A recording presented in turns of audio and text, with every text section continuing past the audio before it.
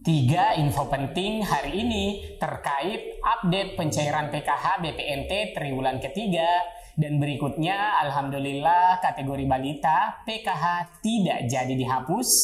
Nah, ini topik sangat menarik tentunya. Selain itu, ada juga hal yang baru mengenai surat dari Kementerian Sosial terkait validasi baru untuk bantuan ekstra bagi KPM yang ada di DPKS. Nah, ketiga topik ini akan kita bahas dan saya langsung ke topik mengenai kategori balita PKH yang tidak dihapus. Karena sebelumnya itu banyak beredar kabar jika bansos PKH untuk kategori balita dihapus alias tidak lagi mendapatkan bansos. Hal ini seringkali menjadi pertanyaan bagi para penerima manfaat atau KPM yang memiliki kategori balita yang tidak terhitung dalam data bayar. Dan tentunya harapan para KPM agar bantuan untuk kategori balitanya bisa dicairkan setiap periode pencairan. Nah, karena ini tentunya menjadi kekhawatiran bagi teman-teman para KPM di mana banyak sekali informasi yang beredar, entah itu dari kanal YouTube dan media mainstream memberitakan dengan headline news komponen balita dihapus. Dan ada yang lebih mengerikan lagi, di salah satu thumbnail kategori balita dihapus. Dan jangan berharap lagi bantuan PKH untuk balita. Ya, tentunya ini sangat menarik perhatian bagi para keluarga penerima manfaat atau KPM tentunya. Apalagi KPM yang di dalamnya hanya ada satu kategori saja, yakni balitanya saja. Nah, tentunya menjadi tanda tanya besar bagi para keluarga penerima manfaat atau KPM. Jika dalam keluarganya hanya ada satu balita, maka tentunya tidak lagi menerima bantuan PKH. Padahal semestinya tidak begitu juga loh teman-teman. Nah teman-teman, bagaimana informasi lengkapnya? So, simak videonya kali ini agar teman-teman memahami aturan ber-PKH yang ada di Kementerian Sosial.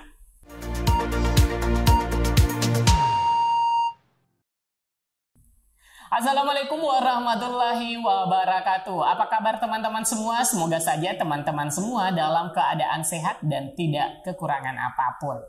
Nah teman-teman, topik kita kali ini adalah mengenai kategori balita PKH yang digembar-gemborkan beritanya di media sosial ataupun di kanal YouTube. Bahkan di media mainstream yang mengabarkan pada headline news atau thumbnailnya yang bikin ketar-ketir, yang menyebutkan itu bahwa info terbaru dari Kementerian Sosial Republik Indonesia, mohon maaf komponen balita dihapus. Jadi mohon maaf jangan berharap lagi. Nah, jika para pemirsa hanya membaca judul saja dan melihat thumbnail tanpa mengetahui isinya, tentunya para KPM PKH itu bertanya-tanya, apakah ini menjadi aturan baru terkait dengan komponen penerima bantuan program Keluarga Harapan PKH di tahun 2023? Nah, tentunya jika tidak memahami isi dari konten tersebut tentunya akan sangat menyesatkan ya teman-teman. Karena ini terkait dengan masalah komponen kesehatan untuk kategori balita. Hingga saat ini tidak ada informasi mengenai masalah tersebut. Dan saat ini pemerintah masih memberlakukan aturan yang lama, yaitu Keputusan Direktur Jenderal Perlindungan dan Jaminan Sosial tentang Indeks dan Faktor Penimbang Bantuan Sosial Keluarga Harapan tahun 2022. Di mana di situ disebutkan ada 7 komponen penerima bantuan PKH, yaitu kategori ibu hamil, kategori balita, kategori lansia, kategori pelajar SD, SMP, dan SMA, dan kategori disabilitas. Nah, lantas bagaimana keluhan keluarga penerima manfaat atau KPM yang tidak mendapatkan bantuan PKH untuk kategori balitanya? Nah, perlu teman-teman pahami juga beberapa aturan terkait penerima bantuan PKH dalam satu keluarga. Nah, beberapa kemungkinan itu tidak masuk bantuan balitanya itu dikarenakan beberapa penyebabnya teman-teman. Yang pertama itu karena data balita belum masuk dalam daftar kartu. Yang kedua, masuk dalam kartu keluarga namun belum masuk ke dalam DTKS balita tersebut. Yang ketiga, data balita ada di DTKS namun data belum sinkron dengan data Dukcapil.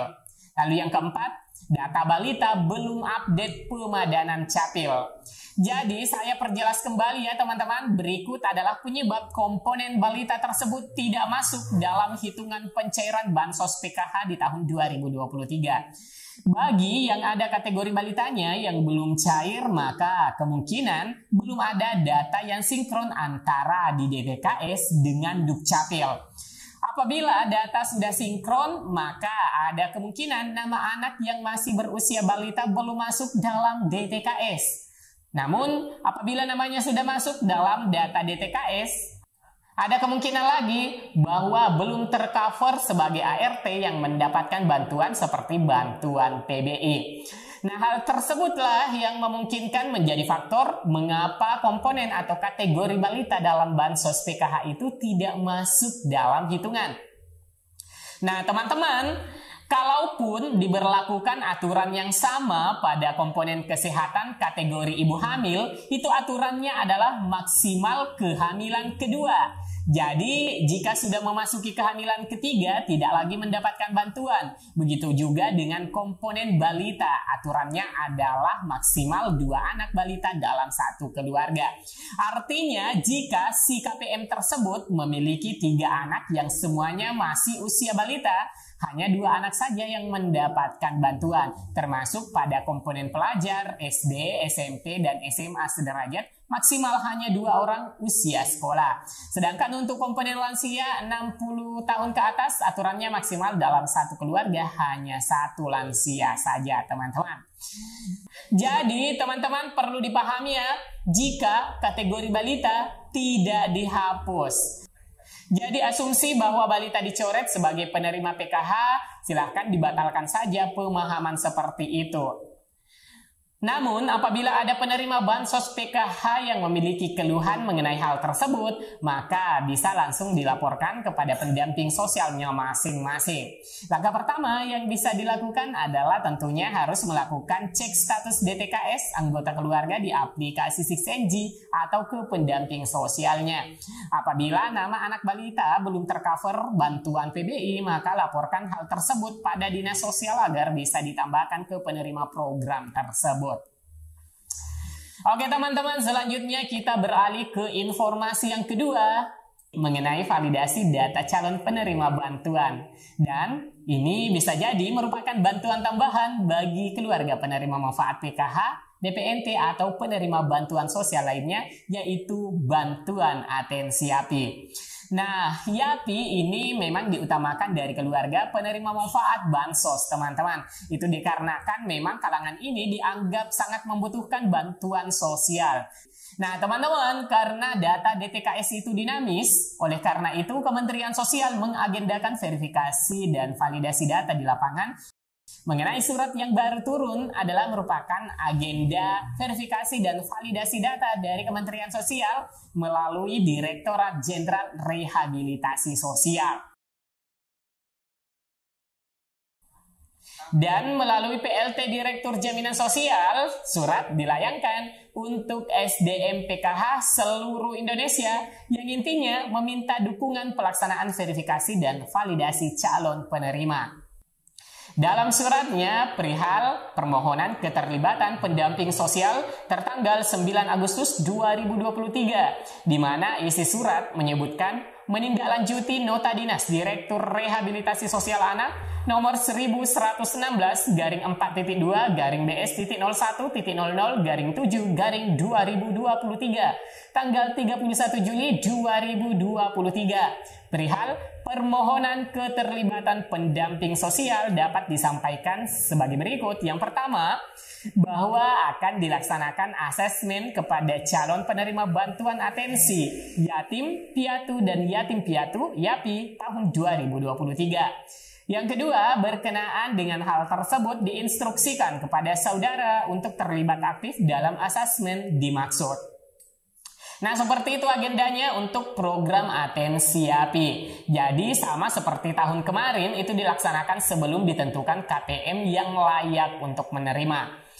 Oke teman-teman, selanjutnya informasi yang ketiga untuk update 6NG hari ini terkait dengan progres pencairan PKH tahap 3 dan BPNT tahap keempat.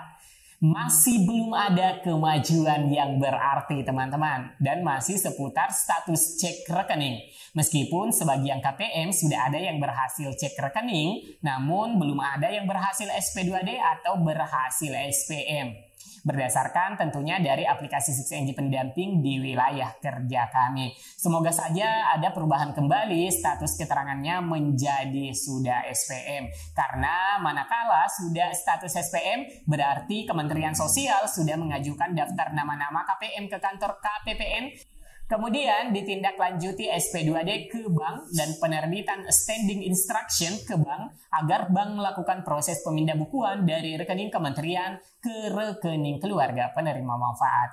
Ya, mudah-mudahan diberikan kelancaran, kita berdoa saja.